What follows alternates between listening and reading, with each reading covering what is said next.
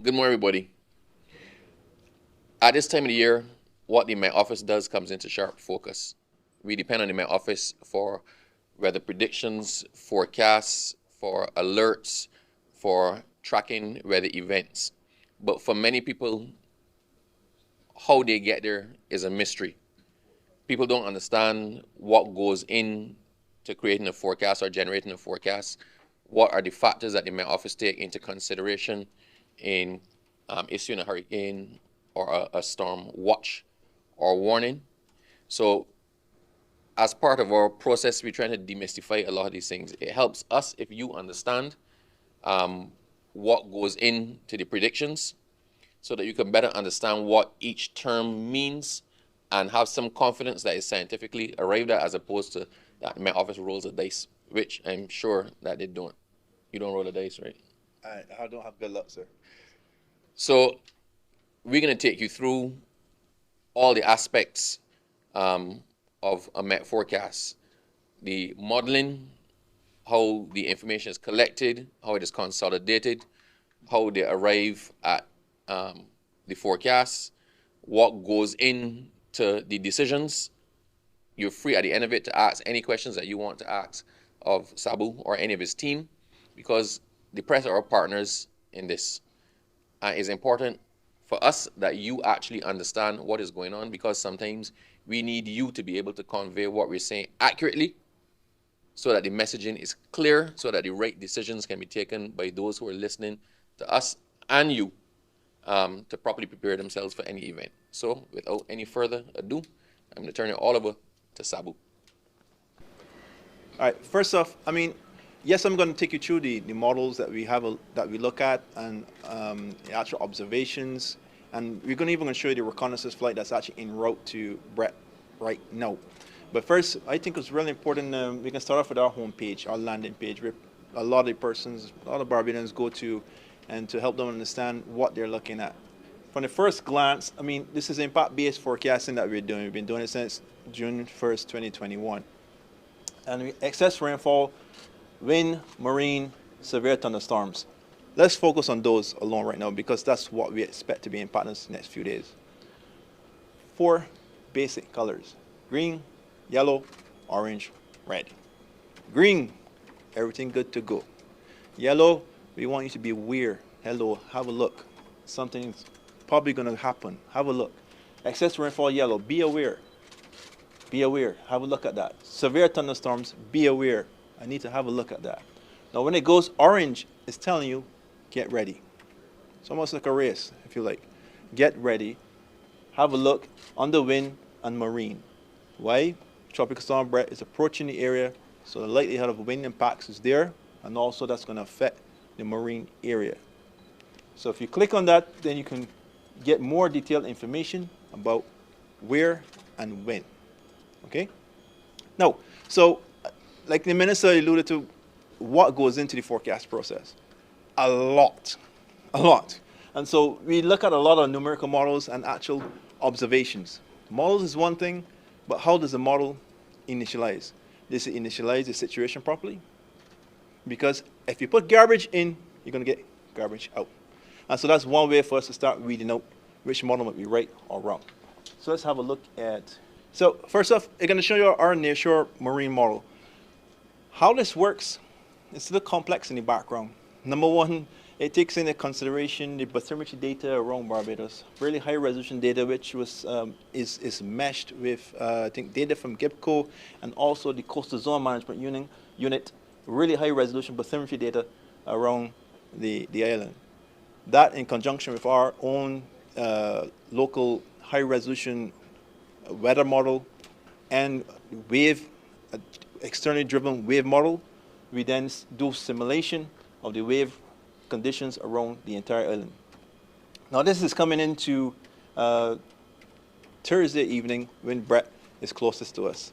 And you can see the significant wave impact our model is predicting is 3 meters, and you can see the sheltered area around the west. This is some of the things, these are tools we use to help determine what is actually going to happen around the island. I'm not going to go into real super detail. We'll do that in other video presentations. But the point is to give you an idea where we can say, hey, whole town, Mullins, Paradise Beach, or in the southwestern part, it will be more sheltered. That's how we can actually tell you where and when certain things will happen. Now remember, this is a model. And the model can only be as good as the data that you feed into it. The model can only be as good as the bathymetry, in this case, data is. Now, you have to do verification. And we will go later and see a really interesting instrument that we just recently got that we'll be deploying to. And I know you guys will be really excited to see it. I know the minister is. That we're going to use to help verify, for example, the wave model. Let's have a look at, I think he had it over there. So I mentioned, before you go Wharf, you can look at the global model. So Andrew, the forecaster, he sits here, and he just doesn't sit here and type all day. He looks at a lot of pretty colors. But to him, he doesn't see colors. He sees dynamics. He sees forcing. He sees the physics and the maths. That's what meteorology is. There's no geography. Let's remove that myth. Maths and physics, that's what he sees. So what he's looking at here is total perceivable water from one of the global models, is the GFS forecast model. And to the top is a cross-section. Over, you can point to the cross-section, Andrew. So, yep, that's the cross-section. The cross-section line centered over Barbados. And so then he can also look at their various levels in the atmosphere of what's going on, relative humidity, wind, etc. That humidity and wind is important when we're looking at the vertical structure of tropical cyclone. It's very, very important. On the bottom left, that's actually a global marine model, which we use that data initially to drive the boundaries of this local model. The complexities right there. Now, you can go forward in time, and you can see the evolution of the systems that we will monitor with time. But this is only one model. There's just one. One of many that we use. And we can load in, you can load in the WRF model. Now, WRF is a resolution model that we use. So we model over Barbados at 800 meter resolution, and the Eastern Caribbean and east into the Central Atlantic at 4 kilometers. Really, really high resolution. And so, although you can, I mean, it still has to be a trained eye for you to notice the difference. But that global model had the center of breadth going a lot, the latest run a lot further north than previous runs. It actually, every single model run is different. It's not in the same place. It's not. It changes every single run. If it was static, smack dead every single run, then, well, for one, we won't have a job. Number two, then the certainty or the confidence or the probability will always be 100%. You never see that. It's almost, I want to give this example to viewers. It's almost like driving to work every day. You leave home, say at 8:30 to go to work for 9. You do not know what you encounter along the way, driving on the road, traffic, an accident, rain, potholes, whatever. Those things can modify your arrival time, can modify which route you take. It's kind of like the same thing in nature. So this is our high resolution model. You can point to Barbados, Andrew. Barbados is right here on the map. Right, and you can see what you see swirling up. There's actually precipitation that's wrapping around Brett. And you see our high resolution model is also taking Brett just to the north, the center just to the north of the island. But like we mentioned before, even though these models are showing it just passing just to the north, that's risky not to put out a watch. Watch means conditions are possible. Now, I mentioned to you that some model runs, it varies. The center could be here, it could be there, it varies slightly. And if it's passing that close, if it varies slightly to the left, it can actually put you in the storm force winds. It could. But so far, so good. It has been following the track that we expect it to. But we will still keep the watch in place until we're dead sure there's no need for it, or we have higher confidence, greater confidence that we'll go to a warning. And like we said this morning, that can happen at short notice. So orange means be prepared. Be prepared. Be ready. Okay. Now this is also we have temperature, wind vectors and stuff. You can see the center. You can point where our model expects the center to go, which is kind of like closer to Martinique, etc. Again, this is still one. This is our high resolution model, but this is one model. This is one parameterization.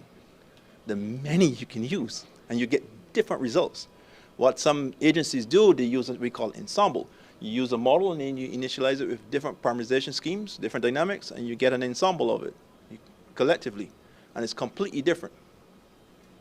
The one on the panel on the right is actually total precipitation, and we use that. This is actually, we found this way better than using the global models because it gives us precipitation values on a higher resolution, better temporal scale, and it's way better than using the actual global models. But we still consider the global models precipitation. We collectively look at everything. We look at the tendencies. We look at how it's handling the situation now. We look and see if there's an alignment with the models, if they're coming together. If they're all coming together, then you have greater confidence of the eventuality of this situation unfolding. Okay? Now, models is one thing, but one of the other things that we also have to consider, like I said before, if you put garbage in, you're going to get garbage out. Full stop. How is it handling situation now? So if you switch to the satellite image, that's Brett. This is Barbados. Okay? This is Brett. Center is already at 12.9. It's almost at our latitude. The stronger winds, remember, is going to be on the northern side. Northern, northeast, to some extent the southeastern, but not so much. Northeastern side. Now it's moving slightly north of west. And it's better to traverse like this. Remember, there's not a point. And you keep stressing that. These systems are not a point. We give you the center. And with the center, you must understand, like a storm is like an individual. They all have their own characteristics. It's persona, if you want. Everyone has a different height, different size. Okay? Brett has his own height and size. His height and size is how far out his winds extend from the center. That's mainly happening to the north of the center, which is traditional. This one is the one to the east that we're watching as well. We're not issuing any advisories on it because, number one, our focus is Brett. Let's get Brett out of the way. Number two, literally all the models are suggesting that it's going to curve east of the island chain. Okay? So let's put our focus on what's going to potentially impact Barbados. Then coming off the African coast, don't be alarmed, that's actually a wind surge in there, but there's another wave in there that's not expected at this time to do anything much. Okay? But it looks kind of scary coming off the African coast. Now, when you look at satellite imagery, you look at it and compare it to the models. Does it, one, initialize well with what you're seeing in terms of rainfall pattern? Does it initialize well where you can estimate centers to be? Any deviation significantly from what you're seeing there can have significant impact the model going down into the future. Then you don't have a lot of trust in it. It's not every time we look at our wharf and say, you know what, we think it's going to happen. How it initializes is important. So the other thing that we use so you notice Brett, like I said, is now 52, going 53 west. As Brett gets closer, number one, that corner of uncertainty from the models gets narrower because you're kind of like hitting that point blank range. So we get better and better in terms of telling you where it's going to go than being further out. That's one. Number two, it comes into range of our radar. I'll show our radar, then I'll show the composite. So this is our weather radar, 400 kilometers, but this is important. I mean, I know there are a lot of persons that love to look at the weather radar, and especially when there's a system approaching. Now, Brett is tropical storm, borderline mid-range to strong tropical storm. So when he does first appear on your radar, he's probably going to appear in this area right here, which is the east or east-northeast of Barbados, here, which should be sometime tomorrow. He should appear on your radar. Now, when he does, you're not going to see the circulation because he is not that deep, number one. Number two, you must remember that the Earth is not flat, it's round. Okay, so the radar beam goes off a straight line like that, but because of the curvature of the Earth, it gets higher. The radar beam gets higher with height. And the beam is like 25,000 feet, 20,000 feet in the air. So you're not seeing what's going on in the lower levels of the surface. And the forecaster knows that. Sometimes the public doesn't, but they see it and think that it's there. And that's not necessarily revealing where the center is. Now, when it gets closer, within 200, 250 kilometers, then you can start seeing the low-level and mid-level circulations, and then we get better and better at telling you where it is, how it's moving, and what kind of winds are associated with it. But that's what we call nowcasting. That's at real close range. We get better, but at close range. You don't get a lot of lead time. You don't. But once you're prepared and ready, that little lead time is still enough, because being prepared is key. Let's have a look at the composite. This one is the Caribbean radar composite. Here's Barbados again.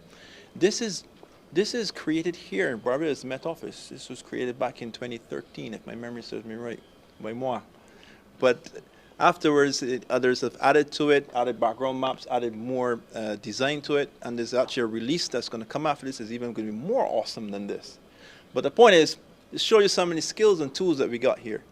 There's a lot of skills inside the Met Office. And so we incorporate not only Barbados radar, but it's also the French radars, Puerto Rico, and there's Curacao, Cayman Islands, US, Belize. All these things are important. Although they don't have anything to do with what's going on in Barbados, collectively together, it helps in that, one, you can look at other scenarios and learn what's happening in other countries, how are they dealing with it, how would you deal with it. It's not just about what's going on here. So, and also, well, like I said, this is just like our radar, but the point is we can have a wider view. And this is just a summary. Like I said, of some of the things we use. A pinch.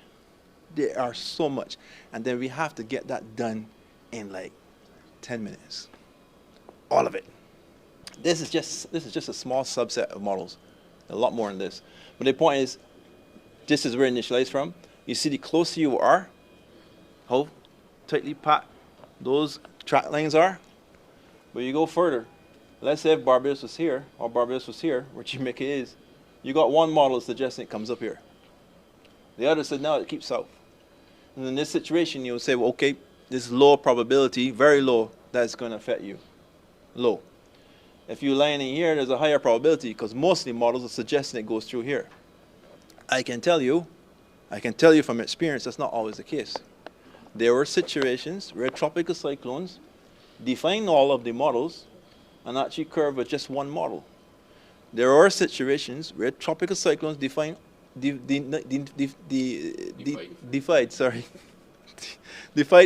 all of them and took its own track.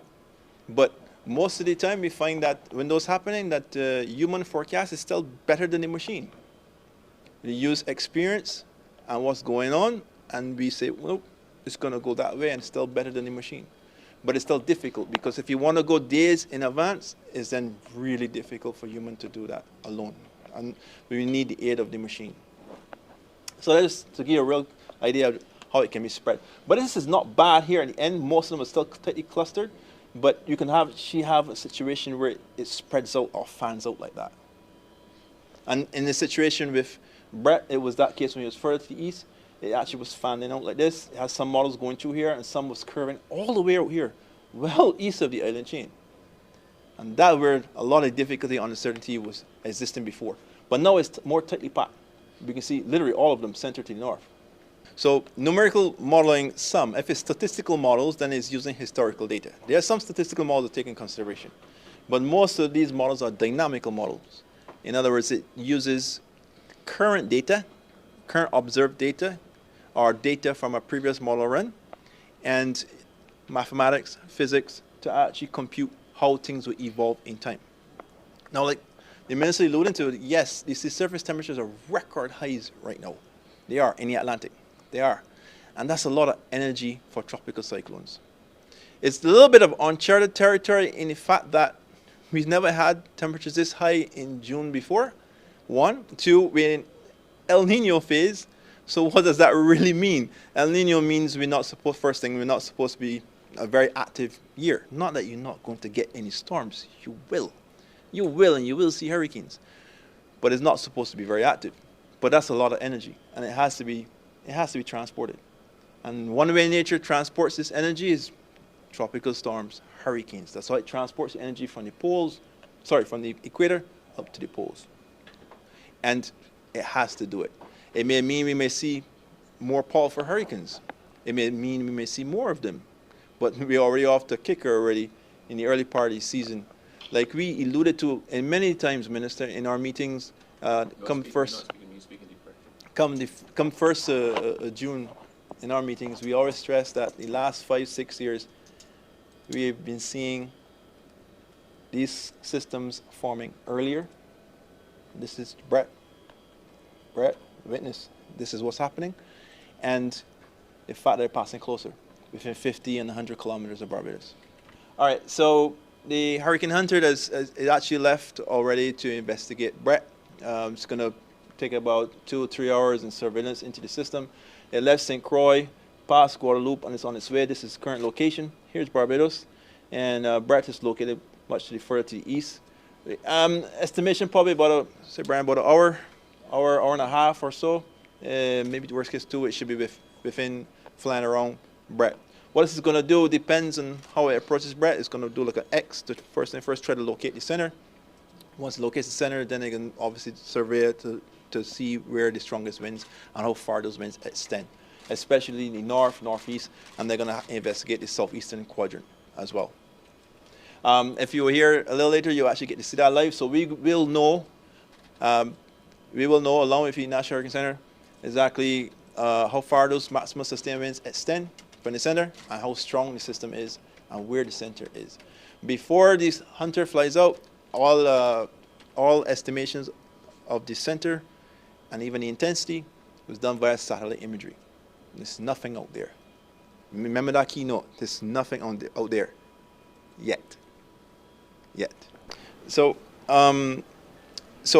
there's this I don't say misconception. The public believes that all forecasts must be right. I can tell you most of the time it is right, in 90%. I challenge anyone, and I'll get to answer the question. How many times do you notice that is wrong? I want to do a simple test, please, if I may. If I write on the board, 2 plus 1 is equals to 3. 2 plus 2 is equals to 4. 2 plus 5 is equals to 5,000. You'll be amazed how many people jump out at that. But no one jumps out that when is right. That's just a human thing. The point is, let me go back to the question. So when you're doing a forecast, you take all these models, what's going on, into consideration, yes. But you talk about in the future. If we're doing a nowcast, we can nail it. We can tell you what's going to happen next hour. We can nail that. We talk about next day, next 2 days, next 3 days, next week, next month. The errors get large. You can. Okay? Now, when you don't get it right, then it's that you don't know what you're doing. That's not the case. There's so many uncertainties, so many models, so many things can happen. It's difficult. But really, I want to challenge you. Sit, watch your forecast, read it, and check how many times it's actually right. It's not going to be right all the time. You may have time is off because remember, these things change. We show you how they can vary. They change. That's why you always have to stay up to date and current and monitor. And we'll monitor with you. So, it wasn't last year. I believe you're referring to year in front, that record-breaking year. There's a lot of other little things that contribute to the systems developing. Number one is the ENSO phase. That's number one. Number two, you see surface temperature that we mentioned, and there's so many other factors that can actually play a factor into how many systems you actually have. But what we're seeing, regardless of if it's El Nino or La Nina, is the fact that they are starting earlier. You can attribute that to climate change, maybe, but there's still ongoing work. The point is they're starting earlier, and they're starting earlier and affecting us. They're starting earlier and coming closer. And so it increases your risk of being struck. It does. That's your question? Beautiful question. It sounds like a budding meteorologist. So, fantastic. And you're correct. Initially, it was predicted to be a Cat 1 hurricane when it rolls through the area. But we didn't show you, but there is an upper level trough that's going to sit in the area that's going to make life for it a little bit hard or difficult. When as soon as it passes the islands of the Caribbean Sea, it's going to get a little bit of torture. So initially, it was not supposed to be as strong, but now the models projecting that trough is going to be there and it's going to really impede its development of the system. And so you see, and I'm glad you raised it. That's a classic example of how things can change. where all of the Met agencies around the world, National Hurricane Center, that's the official forecast. And we agree with it. We look at the same data with them.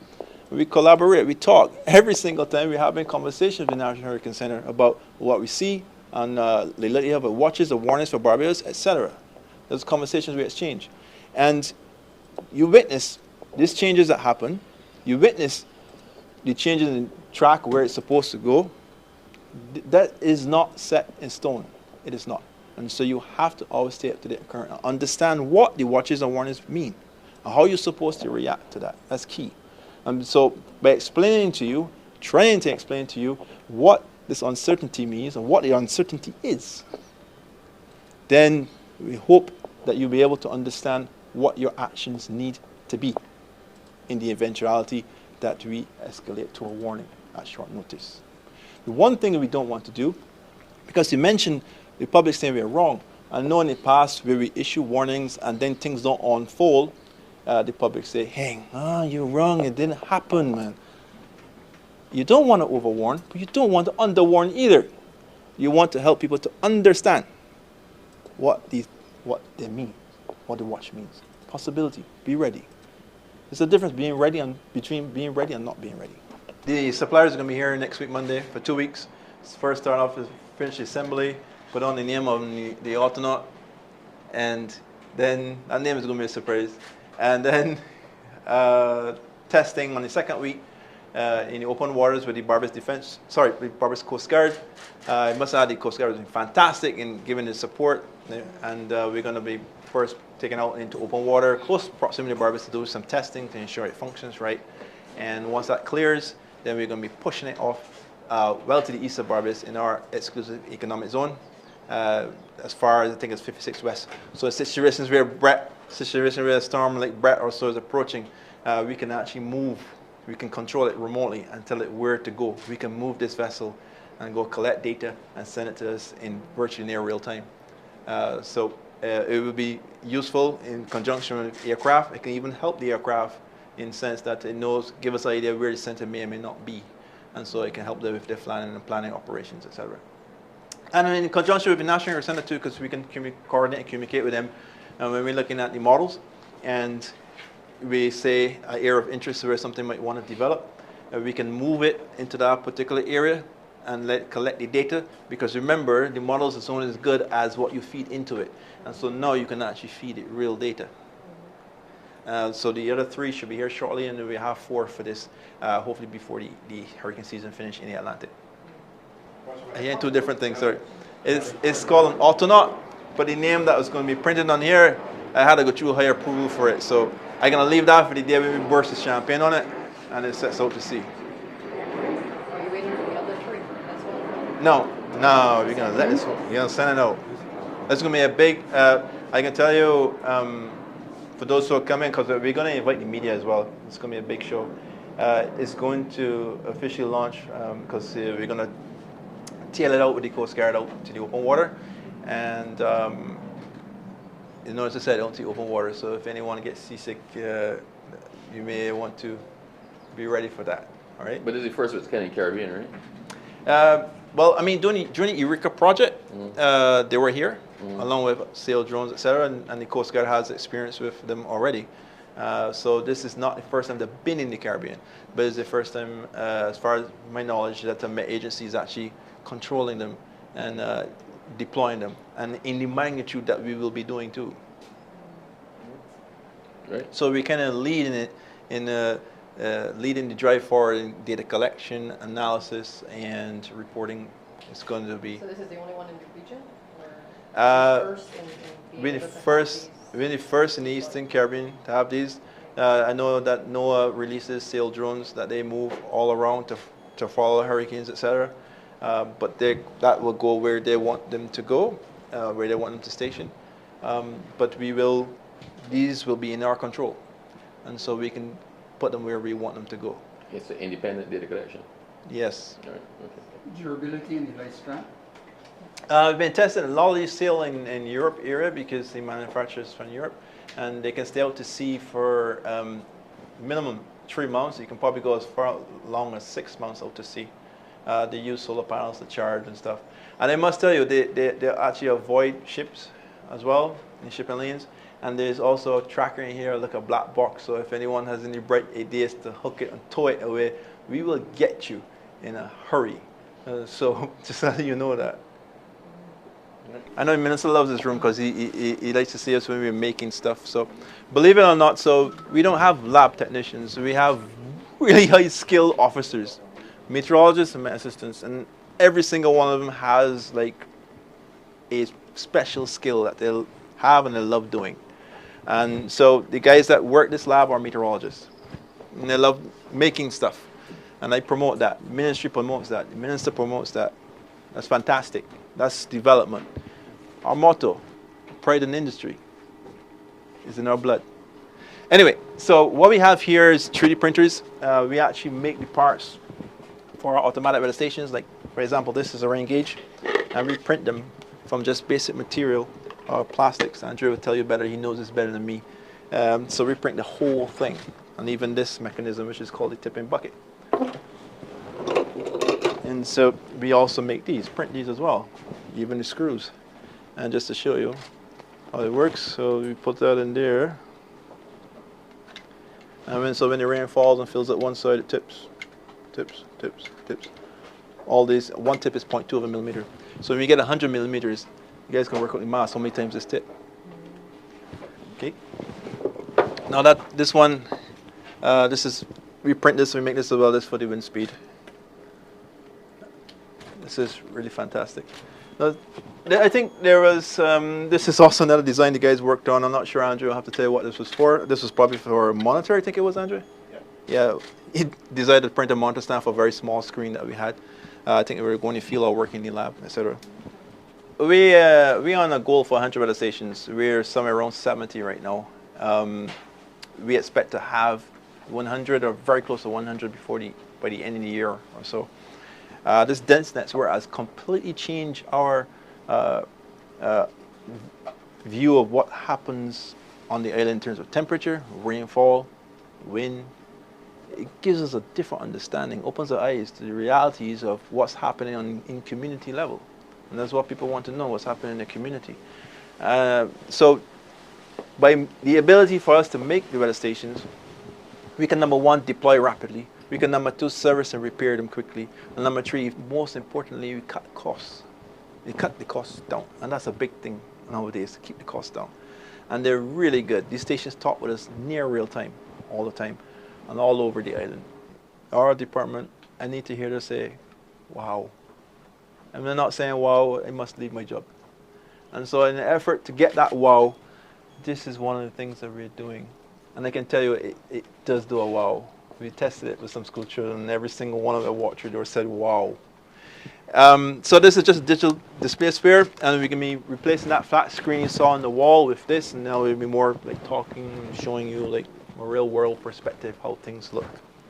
Because of that uncertainty, we have to play it safe, and we have to be on guard. We have to be aware of the possibilities that can happen as we go into the middle and latter part of this week.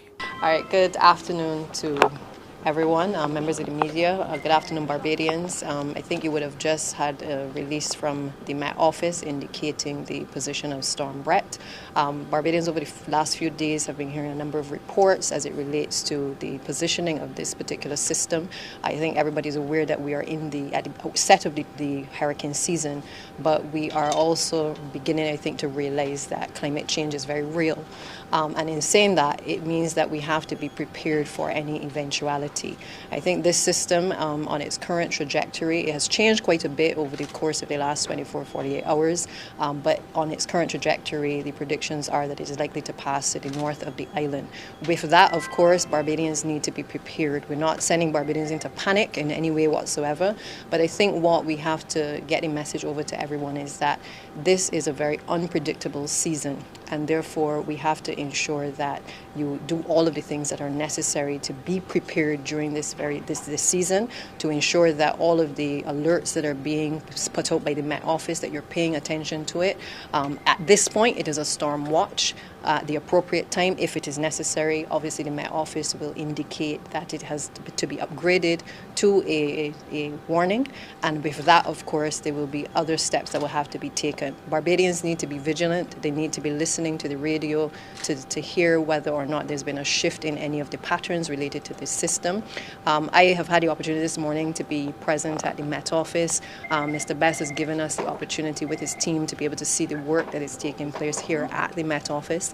I am certainly very impressed by the investment that we've made as a government over the last few years. I think it's about over $6 million or so in this facility. It has allowed this body of persons who are involved in the meteorological services to be able to better prepare Barbadians for these systems. Now, it's not to say that they are able to predict everything, that they're always going to get it right. But what we have been able to see here this morning is an improvement in the types of data that they are able to collect. And there's a lot more that is being done that will be rolled out over the course of the next few weeks and months by the Met Office to improve their ability to get Bajans to understand how serious these systems are and the need for them to be able to prepare during this coming season. I therefore want to thank Mr. Bass and his team for being able to provide that level of support to Barbadians and for keeping Barbadians updated. I know that there are Barbadians who will say, sometimes the Met Office gets it wrong and therefore we're going to wait and see what is going to happen. And I want to say to you that that is not the approach that we must be taking at this time. Climate change is very, very real and Barbadians need to be prepared. In the same way that you would prepare for anything else, you need to make sure that you prepare for the hurricane season, prepare for this particular storm. If we get excess water, there's likely to be flooding. It therefore means that, you may have some disruption in terms of traffic, in terms of being able to get out of your house, and therefore it means that you need to go around the house, check to see, if you need to batten down anything around the house, check to see if there are any flying objects that may pick up in the storm winds, because again, we will expect rain and we will be expecting obviously some winds as well coming out of this system. At this point, I would say Barbadians do not need to worry, but at the appropriate time, if it is that the Met Office determines that the data is signaling to them that we have to ramp up the preparations, then we will do so. Within the last 24 hours as well, we've been meeting as a government as well to meet with all of the stakeholders with disaster emergency management to be able to look at our preparedness for the hurricane season. And we're looking way beyond this particular system. It's not about just Storm Brett, because if you look on the systems on any of the satellite imagery, you can see that there are systems coming behind Brett. So this discussion in the last few days is not simply about this particular system, but it is to send a message to Barbadians that we cannot sit on our laurels any longer, just simply say that God is a Bajan, that the system is not going to hit us or it's going to pass us, because we are seeing a different pattern of behavior in the systems coming out of the Atlantic. And even with all the best intentions and the predictions that the meteorological department can do, in the same token, they can't play God. And therefore, Barbadians need to make sure that they pay attention to the messaging that is being put out there as well. So again, I ask Barbadians to stay safe, to stay aware of the alerts, to only listen to reliable media sources. GIS Barbados has been doing an excellent job as well, keeping us up to date. As a government, we decided yesterday that we would have all of the information coming from all of the various stakeholders, from transport, MTW, all of the water resources, everybody coming through one particular medium so that people don't get confused as to information coming at them. And so we're working to be able to get the information to Barbadians in a more systematic way so that you do not have all of the concerns that are being highlighted sometimes in the public domain. Should you get prepared and go to the supermarket to make sure that you have your tin stuff and that you're catching the water, by all means, that is what you should be doing regardless of whether this storm is impacting the island in a significant way. And so I urge Barbadians to take this system seriously, but basically be prepared for this one, but treat this as, I will call it, a dry run to make sure that you are prepared for all of the other systems that are clearly on the horizon for this particular hurricane season. Stay safe, and we will get a report later from Sabu and his team. I believe believe the recon is going into the system this afternoon around 2. We are meeting with the stakeholders to get a further update this afternoon around 1 o'clock. And again, as we get more updates from the meteorological department, we will come back to the public and update you over the next 24 hours. But Barbadians, just simply prepare and stay prepared. Thank you. So to be clear, at this time, there's no plan to shut down the island because people have been calling and asking. I will reiterate again, you need to listen to the updates. One of the things, the important things out of this tour this morning with the media and with Mr. Bess is that data can change, forecasting can change, and the conditions in the ocean are such that while they may give the prediction at this point in time, when they send the recon aircraft into the system, there may be other things that did not appear on the radar at 11 or 12 o'clock. Therefore, it is important that instead of us waiting and saying, you need to go and do X or you need to go and do Y, just prepare. That is the key word. Barbadians need to be prepared for this hurricane season.